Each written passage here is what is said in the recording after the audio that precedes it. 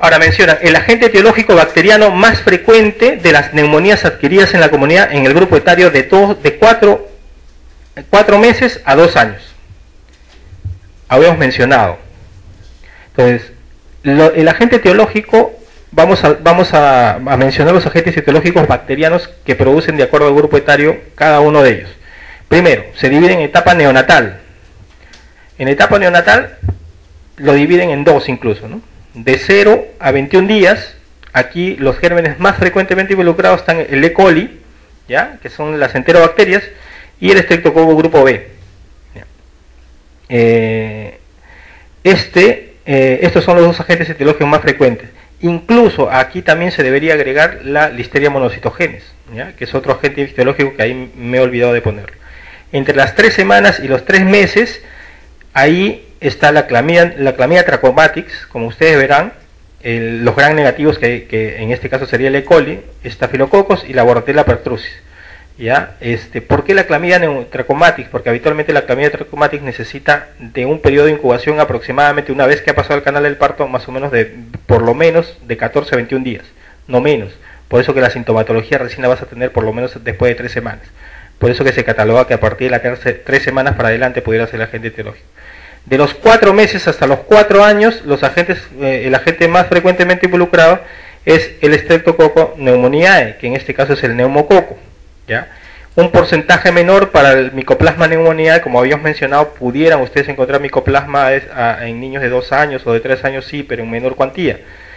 El Haemophilus influenza todavía se sigue catalogando, pero ojo que tienen que pensarlo en aquel paciente que ha sido vacunado. Por eso es muy importante las vacunas. Cuando ustedes se enfrenten a un paciente pediátrico, siempre pregunten si tienen vacunas o no, porque ya ven que es importante para poder decidir a qué agente etiológico ustedes están enfrentando. Ya, muy importante la vacunación. De 5 años para adelante, el agente etiológico sigue siendo el neumococo bastante frecuente, el Mycoplasma también. Ahí prácticamente esa es la edad donde ambos agentes se equiparan. Son prácticamente un 40% cada uno, pero conforme va teniendo más edad, es decir, si el nene tiene 10 años, en ese niño sí ya se invierte, ahí el Mycoplasma es mucho más frecuente que el neumococo, ¿ya? O sea, cuanto más edad tiene, mayor probabilidad de Mycoplasma a que sea neumococo. Entonces, de acuerdo a la pregunta que nos habían mencionado anterior, ¿cuál es el agente etiológico de la neumonía adquirida en la comunidad en el grupo etario entre 4 meses y 2 años? Staphylococcus aureus, Streptococcus pneumoniae, Haemophilus influenza, Mycoplasma pneumoniae, Streptococcus grupo B. Habíamos mencionado que el germen más frecuente entre los 4 meses y los 4 años es el neumococo bacteriano, ¿ya? Entonces ahí es Streptococcus pneumoniae. Esa sería la respuesta. Ahora, lactante de 2 años que hace 3 días presenta tos exigente y hace un día fiebre y dificultad respiratoria. Se auscultan crepitantes en base de emisoras derecho. El diagnóstico más probable es, bueno, este es un diagnóstico clínico, ¿no? Porque no les están dando ningún otro dato, ¿no? 2 años, entonces pensamos primero, nos estamos enfrentando aquí a ¿qué? A una neumonía, a una bronquiolitis, a un empiema, a una traqueobronquitis, ¿no? Según las alternativas que nos dicen ahí. ¿Qué tiene para ser bronquiolitis? Uno que ya casi está fuera de la edad y en ningún momento han mencionado que tenga sibilancias y que tenga un cuadro respiratorio, ¿no? Alto. De frente empieza con tos exigente y fiebre y dificultad respiratoria. O sea, no tiene las características de ser una bronquiolitis. Vamos a resolverlo uno por uno mejor acá. Neumonía intersticial. La característica de una neumonía intersticial habitualmente es ocasionado por los gérmenes atípicos, ¿no? En este caso el Mycoplasma o la Chlamydia. Esos son los agentes etiológicos de una neumonía intersticial. ¿Y qué te va a producir como síntomas? Habitualmente tos exigente, que es persistente muchas veces, y con sibilancias. Es un cuadro que a veces es muy largo, el paciente viene con un cuadro de tos de larga data, a veces de más de 2 semanas, muchas veces, y que progresivamente va haciendo dificultad respiratoria, ¿ya? Puede presentarse fiebre, no es lo característico. Y otro dato que ustedes deberían preguntar en un caso para pensar en una neumonía por atípicos es que tenga pues previamente dolores articulares, dolores musculares, que son características de este tipo de agentes etiológicos, ¿no? Producen todo un malestar. Una neumonía bacteriana es el agente etiológico que habíamos mencionado más frecuentes a la edad que tenían esta respuesta de 2 años, es el neumococo. Y te va a producir tos asociada a fiebre y con presencia de crépitos localizados, porque esta es una característica que produce un cuadro de consolidación, por lo tanto te va a dar crépitos, te va a dar en todas las características de una neumonía típica. Una bronquiolitis, habíamos mencionado que habitualmente va con febrículas, con signos respiratorios altos inicialmente y luego hace dificultad respiratoria. Entonces no tiene las características. Un empiema, habitualmente el empiema es una complicación de una neumonía, ¿ya? Es una complicación y habitualmente va a haber secreción purulenta en el espacio pleural ocasionando fiebre persistente, gran dificultad respiratoria y lo que ustedes van a encontrar en la auscultación es abolición del murmullo vesicular, es decir, raro que encuentren ustedes crépitos, ¿no? Como mencionan en esa pregunta. Una traqueobronquitis, tos exigente con movilización de secreciones, sibilancias, ronquidos difusos y habitualmente las traqueobronquitis son ocasionadas por agentes etiológicos virales, ¿ya? Habíamos mencionado que el agente etiológico viral que produce este tipo de eventos es el parainfluenza, el más frecuente, ¿ya? Entonces acá el diagnóstico sería una neumonía bacteriana. Este niño de 2 años que viene con fiebre y dificultad respiratoria tiene una neumonía bacteriana diagnosticada clínicamente. Ya, ojo que el diagnóstico de neumonía es clínico, chicos, ya no es radiológico ni nada por el estilo, el diagnóstico es clínico. Ya, muchas veces a veces no tienen la radiografía y le piden hemograma y un montón de cosas que pedimos en hospitales nivel 3 muchas veces, pero cuando ustedes se van a enfrentar y van a estar ustedes no van a tener radiografía, probablemente no van a tener hemograma, entonces el diagnóstico es clínico, ¿ya? Lactante de 1 mes de edad que ha sufrido una conjuntivitis permanente desde el nacimiento. Hace 10 días tos con taquimnia progresiva que no se encuentra en estado crítico y se ausculta sibilantes en ambos campos pulmonares. La radiografía de tórax hay un infiltrado bilateral. ¿Cuál es el agente etiológico más probable de esta neumonía? O sea, aquí estamos hablando que es una neumonía, ¿no? Es un infiltrado bilateral, ¿ya? En la cual está asociada a una conjuntivitis prácticamente de inicio desde el nacimiento, dice, ¿no? Y porque este paciente tiene 1 mes y dice 10 días antes, taquimnia progresiva, ¿ya? Y la cual no le produce dificultad respiratoria. Entonces ya habíamos mencionado que hay un agente etiológico que puede producir esto, ¿no? Si ustedes ven más o menos el tiempo que ha presentado el problema respiratorio es a partir de la 3ª semana, ¿no? De acuerdo a lo que está el enunciado. Entonces, la clamidia trachomatis sería la respuesta ahí correcta, pues no, que es lo más frecuente, es la sintomatología característica. Habitualmente te da una conjuntivitis, que aparece a veces de inicio o a veces después de la 1ª semana. Como ya les mencioné, habitualmente la clamidia necesita por lo menos de 14 a 21 días para darte sintomatología.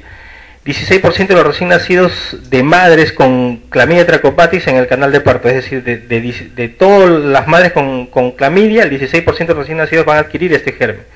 El periodo de incubación aproximadamente 21 días y las características que te va a producir una conjuntivitis neonatal con tos, dificultad respiratoria progresiva.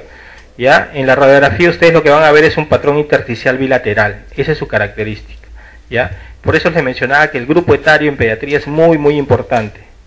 Entonces acá el diagnóstico de esa pregunta era clamidia trachomatis. Ahora dice, niño de 10 años, en tratamiento con corticoides, hace 3 semanas presenta gradualmente malestar, fiebre baja por pocos días, odinofagia y se agrega tos esporádica. Al examen físico se encuentran signos de obstrucción bronquial. ¿Cuál es el agente causal más probable? Lo primero que hay que mirar es la edad. ¿Qué edad tiene? 10 años. ¿Cuál sería el agente etiológico más frecuente en este caso? Micoplasma, ¿no? El más frecuente sería por edad nada más. Ahora, mencionan ahí, dice, tiene 3 semanas de enfermedad en la cual ha estado con una fiebre baja, ¿no? Algunos días, dice, con malestar, es una de las características. Habitualmente el niño a esta edad manifiesta que ha estado con malestar, se queja que la mamá que le duele las articulaciones, que tiene mialgias, ¿no? el niño se queja y la mamá no le da mucha importancia. Por ahí que le da un Panadol a la mamá y el paciente sigue, ¿no? Y el niño comienza con tos que va progresando, ¿no?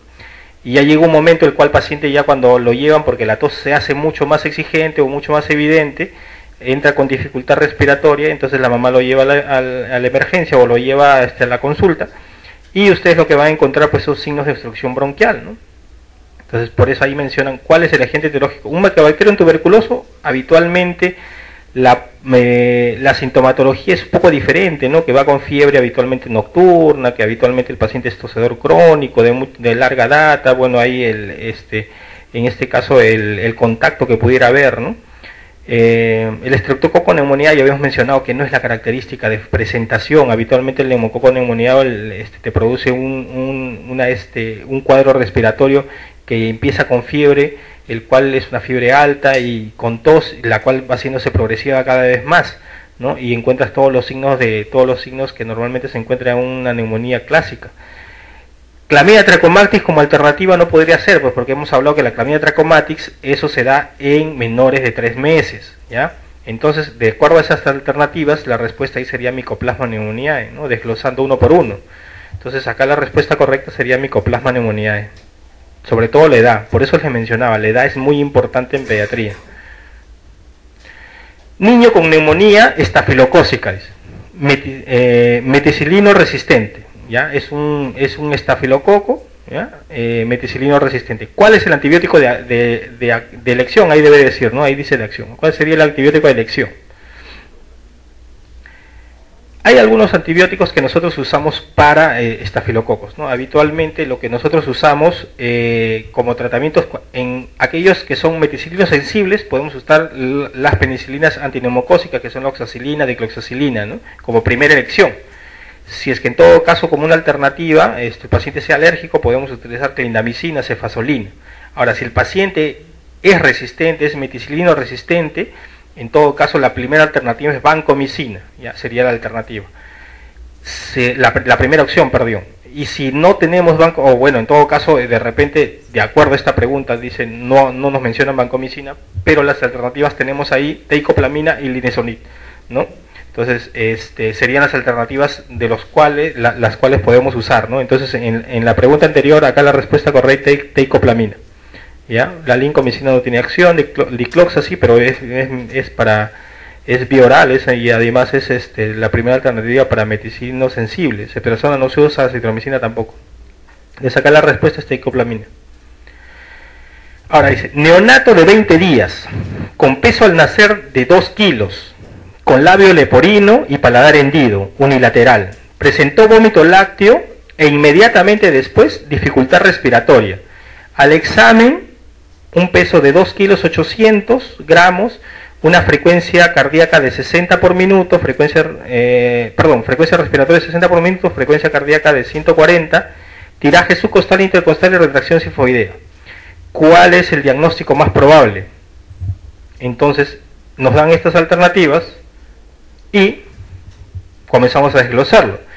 Una bronquitis aguda, ya hemos mencionado que en la edad pediátrica no hablamos de bronquitis, podríamos mencionar de bronquiolitis, así que no es infrecuente poder encontrar una bronquitis aguda en un niño, sobre todo en niño pequeño, con mayor razón.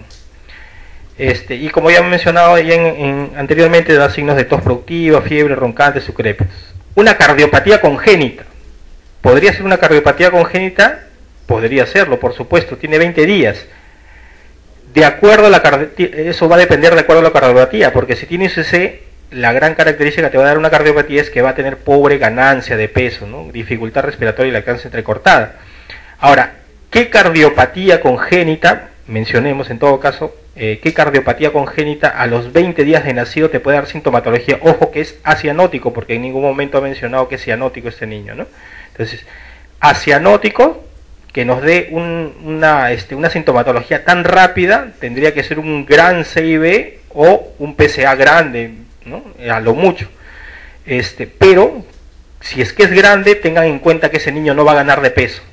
Entonces, si ustedes se dan cuenta, el niño nació con 2 kilos y a los 20 días tiene 2 kilos 400, ha ganado 400 gramos. bastante bien, porque tengan en cuenta que los primeros 7 días el nene baja de peso por lo menos el 10%, por lo menos, y de ahí comienza a ganar. O sea, este nene tiene un buen peso. Pensar en una cardiopatía, bastante, al menos yo la sacaría de la opción. Uno, por el peso, por eso le dan el dato del peso. Si ustedes se dan cuenta, le ponen el peso al inicio y luego el peso de la evaluación del paciente, ¿no? Una neumonía aspirativa, este paciente tiene una comorbilidad, ¿no? Porque tiene un problema estructural a nivel de la cavidad oral, ¿no? Y habitualmente las neumonías aspirativas se deben a la aspiración del contenido gastrointestinal, en este caso producido por anaerobios, y va a producir una dificultad respiratoria progresiva, que habitualmente de instalación rápida. Entonces, si se dan cuenta en la pregunta, va casi con la forma de presentación de este nene, ¿no? Probablemente se puede haber aspirado. Una hernia diafragmática. Habitualmente las hernias diafragmáticas casi siempre te dan, si es que es muy grande la hernia, te va a dar síntomas precoces. El diagnóstico habitualmente es prenatal, ¿no? Antes del nacimiento, por medio de las ecografías. Dentro de las hernias diafragmáticas, la más frecuente es la posterolateral izquierda, que es la hernia Bordalage, ¿ya? Y acá lo que va a producir es una dificultad respiratoria marcada, con disminución o ausencia de murmullo vesicular, debido a que más bien ustedes pueden encontrar signología de gorgoteo o de ruidos hidroaéreos que pudieran ver en ese hemitórax, porque acá lo que pasa es, al haber una hernia, por la presión intraabdominal que es mayor, las estructuras de la cavidad abdominal se van a meter en este caso hacia un hemitórax, que habitualmente es el izquierdo, donde habitualmente más se da, ¿no? Y lo que ustedes van a encontrar es el colapso en este caso, el pulmón.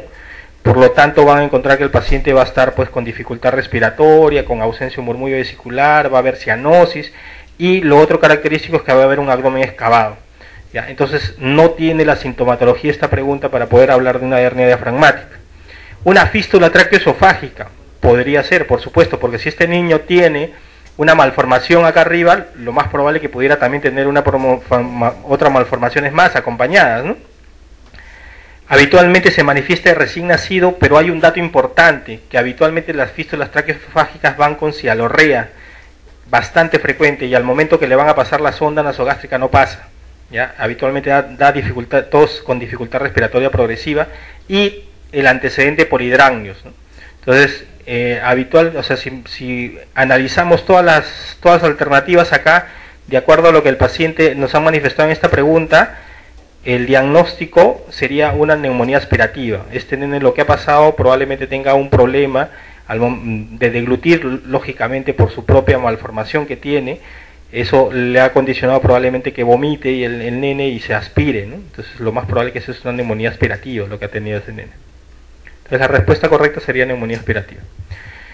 Ahora, en la tuberculosis infantil, de los siguientes valores de PPD, ¿cuál se considera positivo? 10, 3, 5, 8, 1. Esa es una pregunta bastante clásica, ¿no? Habitualmente se considera una prueba negativa de 0,4, de 5 a 9 dudoso, y mayor de 10 es positivo, ¿no?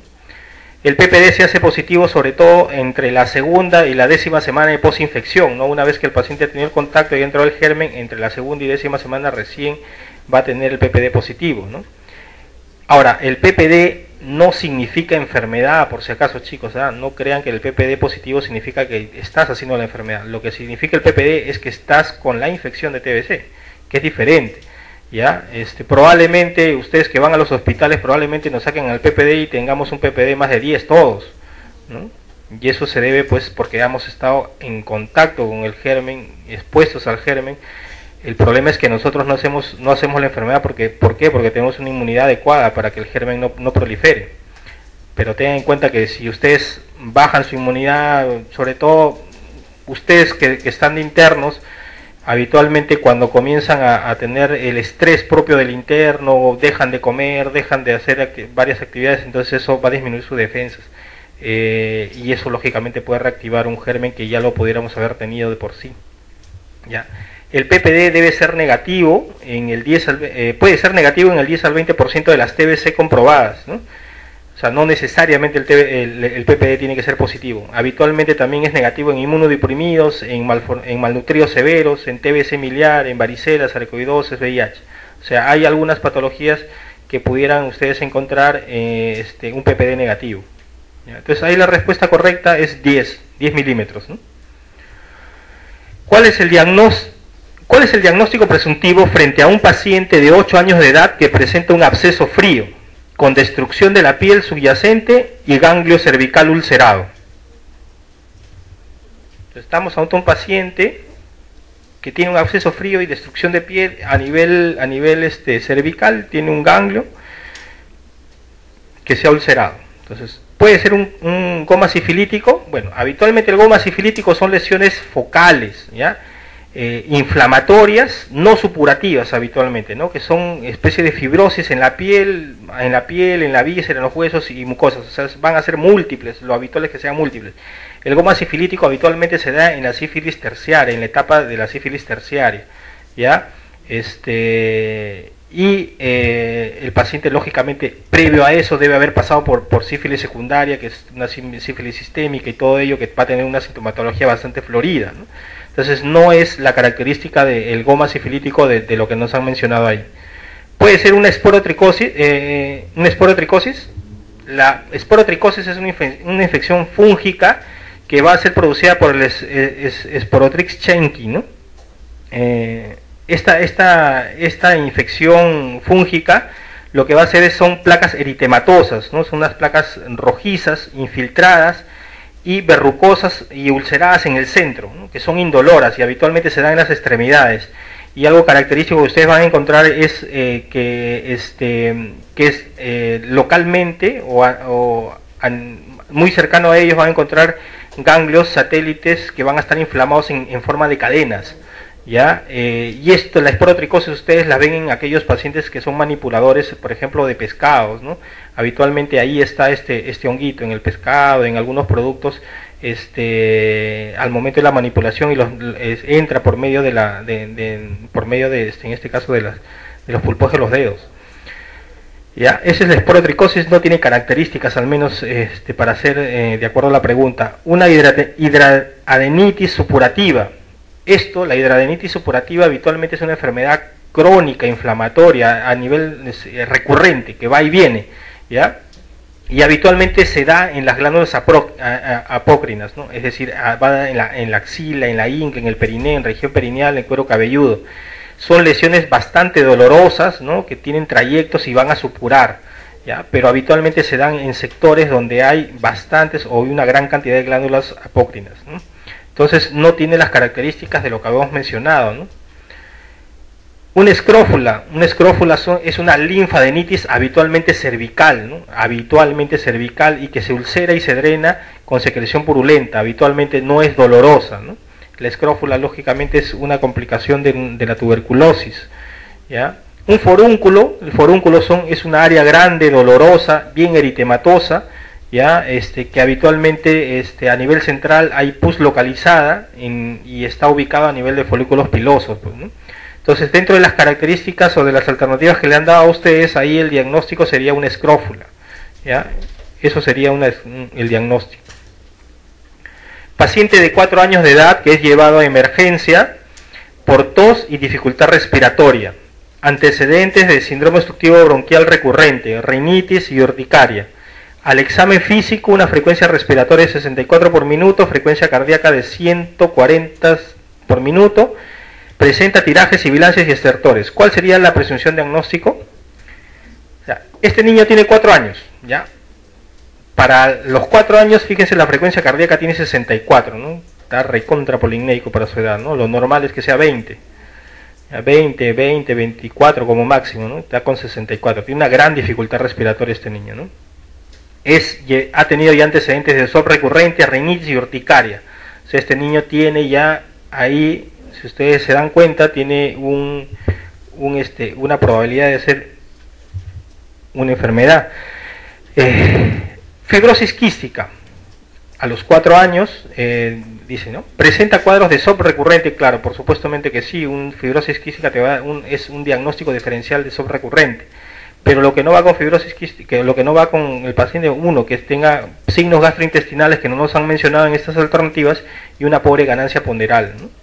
Entonces no parece una fibrosis quística. Una bronquiolitis, 4 años, ya habíamos mencionado que la bronquiolitis es hasta los 2 años, ¿no? Entonces ya habíamos mencionado ya las características de la bronquiolitis, ¿no? Con un cuadro respiratorio alto que dura 2-3 días y luego comienza con tos y dificultad respiratoria. Pero ojo que el diagnóstico es antes de los 2 años.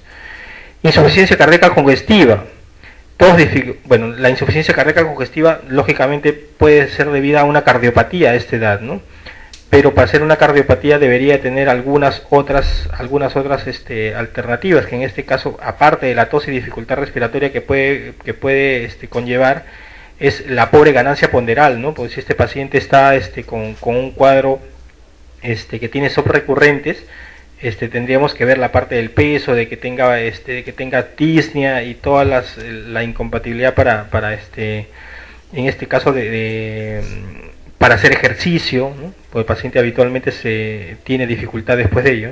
Asma, habitualmente va con antecedentes de rinitis, alergia y eczema tópico, ¿no? Y te va a dar lógicamente sibilancias recurrentes a predominio nocturno. Eso podría ser una alternativa. Reflujo gastroesofágico, habitualmente va a haber regurgitación y vómitos frecuentemente y nos va a conllevar a neumonías y SOP recurrentes a repetición, ¿no? Entonces, dentro de las alternativas a esta pregunta que nos mencionan un paciente que súbitamente comienza con tos, dificultad respiratoria, que tiene 4 años, con una gran dificultad respiratoria y que ya ha tenido episodios parecidos, y tiene la asociación de tener rinitis y tener urticarias. Entonces, eso ya nos da la probabilidad de que este paciente tenga un cuadro asmático. ¿Ya? Este niño se cataloga como un asma. ¿Ya? Habitualmente hay criterios de probabilidades para poder determinar si es que el paciente es asmático o no. Habitualmente el niño antes de los 5 años no se le puede dar un diagnóstico certero de asma. Lo que podemos decir es que hay una probabilidad de asma, ¿no? Antes de los 5 años. ¿Debido a qué? Debido a que primero no podemos hacer una espirometría porque el niño no nos va a colaborar poder hacer una espirometría o una flujometría. Recién a partir de entre los 5 y 6 años podríamos hacer estos análisis y en todo caso poder determinar realmente si es asmático o no el paciente.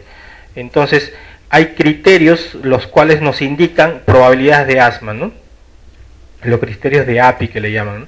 Entonces hay criterios mayores y criterios menores. Los criterios mayores en niños menores de 5 años para poder decir que sean asma es uno, criterio mayor, el antecedente que el padre o la madre sean asmáticos, y la otra que el paciente haya tenido eczema tópico.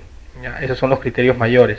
Criterios menores, que el paciente haya tenido rinitis alérgica o puede haber tenido urticarias, el que tenga síndromes obstructivos bronquiales sin cuadros previamente virales, es decir, que no hayan sido inducidos por cuadros virales. El que tenga una eosinofilia, ¿ya? Mayor de 4, esos serían los criterios menores. Entonces, un criterio mayor o dos criterios menores, 2 o más criterios menores, pudieran dar la probabilidad de asma en un niño, ¿no? Entonces este nene, como mencionaban, ha tenido urticaria y rinitis alérgica, son criterios menores, ¿no? Entonces, en este caso, ese paciente tiene una gran probabilidad de ser asmático, ¿no? Por eso le pusieron el antecedente en esa respuesta. Entonces acá el diagnóstico es asma, ¿ya? Ese paciente es un niño asmático, es una crisis asmática. Ahora dicen, un escolar de 7 años asmático que acude a la emergencia por tos y sibilancias. Al evaluarlo, se obtiene un puntaje o un score de 6 en Birman-Pearson, ¿ya? Seleccione cuál es el manejo. Hablamos de un score de 6, es cuando está en, ¿qué score? Leve, moderado, severo. Moderado, ¿no? Es un score moderado. Entonces, dentro del asma existen, dentro del tratamiento del asma existen dos grandes grupos de medicamentos, ¿no? Los medicamentos de rescate y los medicamentos controladores, ¿no? En este caso es un paciente que tiene un score de crisis asmática moderada, tenemos que darle tratamiento para una crisis, es decir, medicamentos que nos saquen de la crisis, medicamentos de rescate. Entonces, dexametasona, ambroxol, bueno, ambroxol no se utiliza en este tipo de casos. Salbutamol y aminofilina, ¿no? Salbutamol, de hecho que lo vamos a usar, pero aminofilina habitualmente se utiliza en cuadros severos, ¿no? En cuadros refractarios. Adrenalina, clomogricato, habitualmente no se utiliza ya cromoglicato, ya es un medicamento que ya prácticamente no se utiliza para el asma. Dentro del nivel de evidencia, tiene un nivel de evidencia CD en cuanto a tratamiento, así que ya no se usa.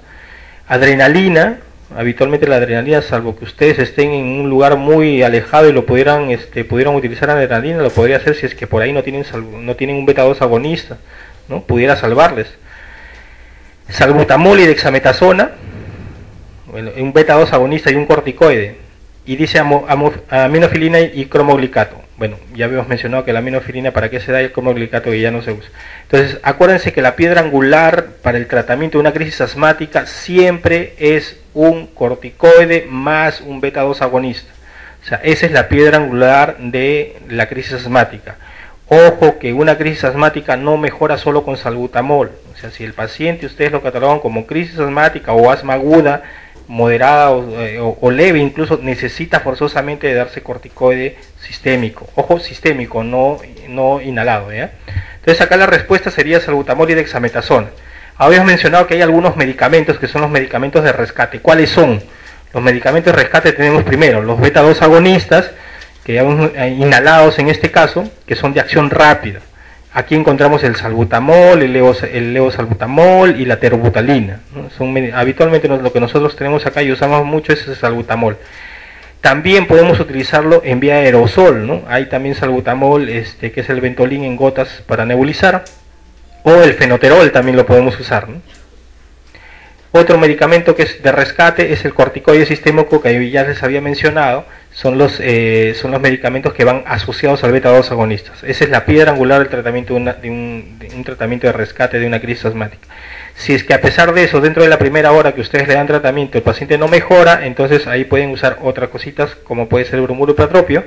Pueden agregar bromuruplatropio y le dan una segunda hora de rescate al paciente en el caso de las crisis, ¿no? Otros medicamentos que utilizamos es teofilinas de acción corta, como la aminofilina, y los beta 2 agonistas de acción corta vía orales, que se pueden usar en este caso también, como el salbutamol, el clenbuterol y el sulfato de magnesio. El sulfato de magnesio habitualmente se utiliza en casos severos, ¿no?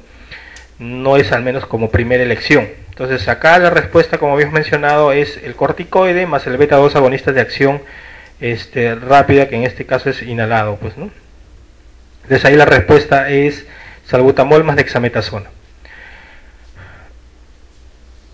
Dice, escolar de 8 años que presenta agitación, tos y sibilancias durante las noches, hasta 2 veces por semana, ¿ya? O sea, presenta agitación, tos, sibilancias durante las noches hasta 2 veces por semana. Tiene una espirometría, la cual establece una disminución del flujo respiratorio máximo inferior al 20%. En el tratamiento de control se considera el uso de... Acá me está pidiendo el tratamiento de control, ¿ya?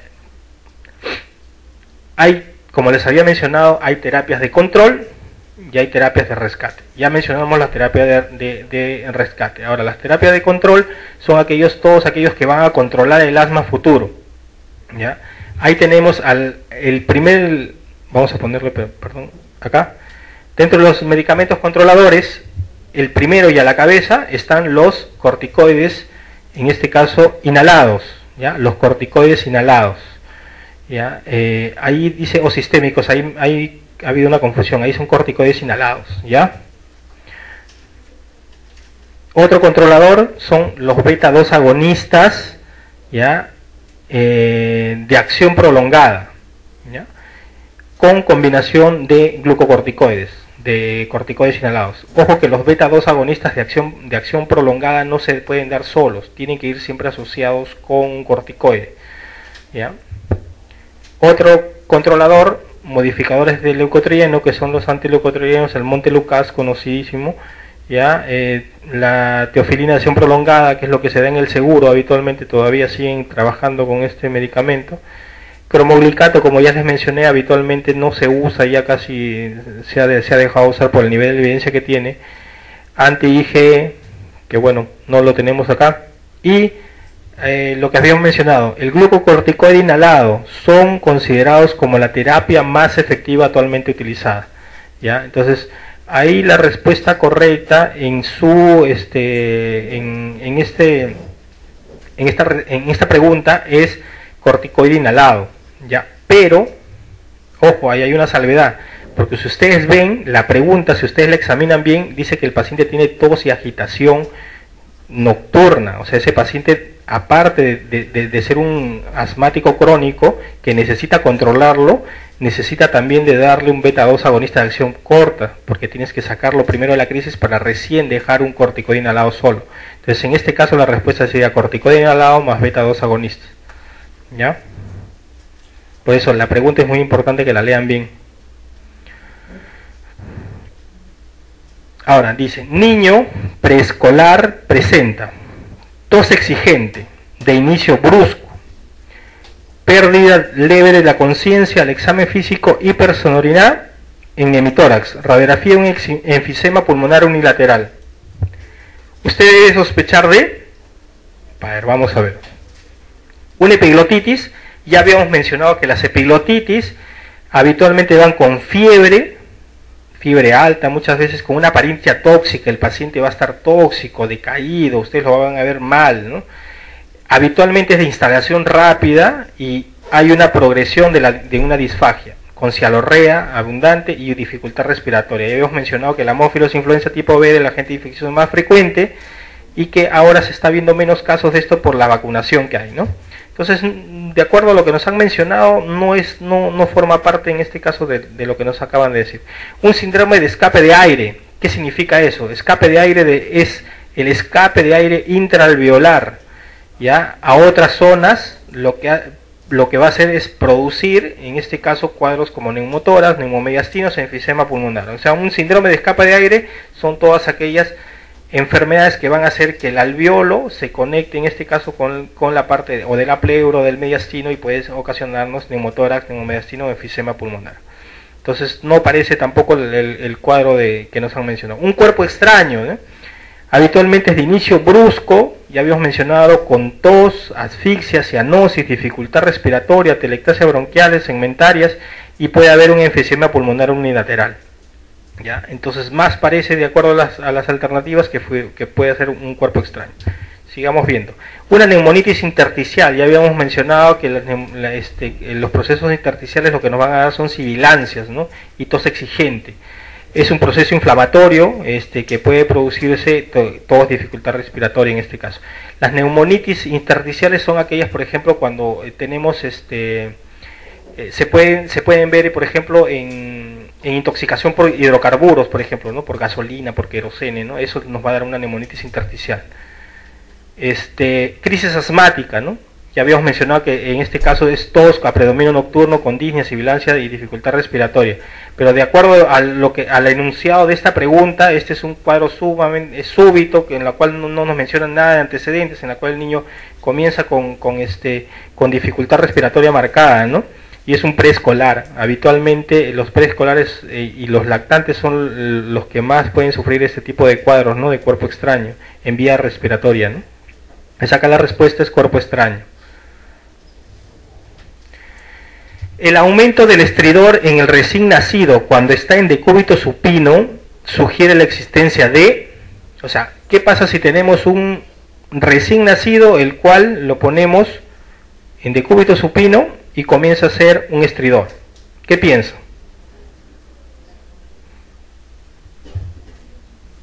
¿Pensaría en un síndrome obstructivo bronquial? Raro, ¿no? Porque no ha tenido ningún cuadro de sibilancias o un antecedente de tos y algo por el estilo. Una laringotraqueitis, las laringotraqueitis dan estridor, sí, pero tiene signos con anterioridad, ¿no? Tienen tos, moquito, congestión, fiebre. Este niño no, solamente con el decúbito supino. Un cuerpo extraño, el cuerpo extraño ya hemos dicho que causa dificultad respiratoria de forma súbita, ¿no? Una laringomalacia, ¿no? Una laringomalacia podría ser, ¿no? Ya habíamos mencionado que la laringomalacia es, pero vamos viéndolo acá, es una anomalía congénita más común de la laringe, ¿ya? Es el colapso de las estructuras supraglóticas durante la inspiración, por ese motivo es que ocurre el estridor, ¿ya? Se colapsa todas las estructuras supraglóticas y eso condiciona el estridor. Y eso es debido a ¿qué? A una inmadurez o a la hipotonía de las estructuras de soporte de la laringe. están inmaduras. Los niños, hay algunos niños que nacen con laringomalacia y habitualmente estos niños mejoran con la edad. O sea, el tratamiento en realidad es solamente posicional, o sea, mantenerlos en una posición adecuada para que no colapse. ¿Debido a qué? Debido a que el peso de la cabeza, que en el niño pequeño lactante es mayor, es bastante alta, entonces al momento que uno lo carga, ¿no? Entonces el niño puede tener una mala postura y por lo tanto el cuellito puede irse hacia adelante y por lo tanto te va a dar dificultad respiratoria con todas las condiciones que te puede dar una laringomalacia, ¿no? Entonces la clínica es de un estridor laringio que se hace más frecuente durante la posición supina, el llanto o la lactancia. Cuando ustedes lo encuentren el estridor en estas alternativas, que es lactancia, llanto o posición supina, entonces ustedes piensen que es una laringomalacia. Entonces acá el diagnóstico es una laringomalacia, ¿ya? Lactante de 10 meses que presenta bruscamente durante la noche estridor y dificultad respiratoria. Madre relata que en el trayecto al hospital se ha ido mejorando. El examen físico, una temperatura de 39.5, una frecuencia respiratoria de 36 por minuto, una disfonía leve sin retracción intercostal. Sin retracción intercostal. ¿Cuál es el diagnóstico probable? Este es un lactante de 10 meses que bruscamente de un momento a otro ya presenta estridor y dificultad respiratoria. La madre relata que en el trayecto el paciente ha ido mejorando. Dice, ¿es un cuerpo extraño? Difícil, ¿no? Porque ya puede ir con él es el que haya sido súbito, pero lo que no puede ir con él es que haya mejorado en el transcurso del camino. Bastante raro, ¿no? Puede ser una laringitis obstructiva. Las laringitis habitualmente van con signos respiratorios previos, ¿no? Como ya hemos mencionado, las laringitis son producidas por cuadros virales que habitualmente dan síntomas de vía respiratoria alta, congestión nasal, moquito, y en el transcurso de los días te hace el proceso inflamatorio a nivel de la laringe. Entonces, difícil que sea una laringitis, o si es obstructiva, debería de habernos dado una manifestación mucho más antes, ¿no? Una bronconeumonía aspirativa, raro que sea tan brusca, ¿no? Ya habíamos mencionado, no pareciera que la mamá no menciona acá que el paciente haya tenido vómitos o haya encontrado regurgitación, y tampoco habitualmente las bronconeumonías no mejoran pues en el trayecto que llevan al paciente a casa o al hospital. Una apnea obstructiva, esa probablemente sea la alternativa correcta, ¿no? Las apneas obstructivas son aquellos episodios en los cuales los niños, en algunas ocasiones por algunas posturas, malas posturas por las cuales pueden dormir, a veces el cuello se flexiona y produce una obstrucción y por lo tanto los niños hacen apnea por hipoxia.